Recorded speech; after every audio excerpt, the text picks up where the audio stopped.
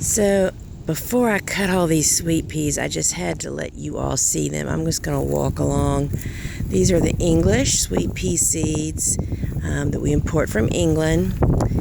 The fragrance of walking past these voluptuous, ruffled, large sweet pea blossoms. I mean, look at that. It's pretty windy right now. I think a storm's brewing in. This is one I mistakenly cut the roots. Can you believe it? Look at this. Look at these peachy beauties. The other side is just loaded with blooms.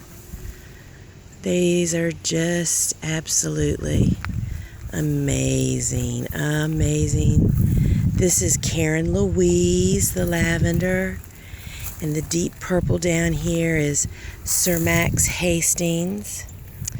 So I'm getting ready to cut this vine pretty much. Oh, look who's coming.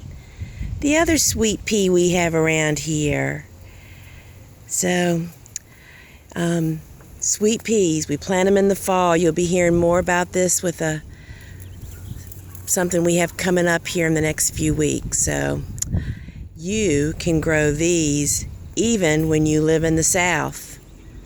So, woo, sweet peas, we love them.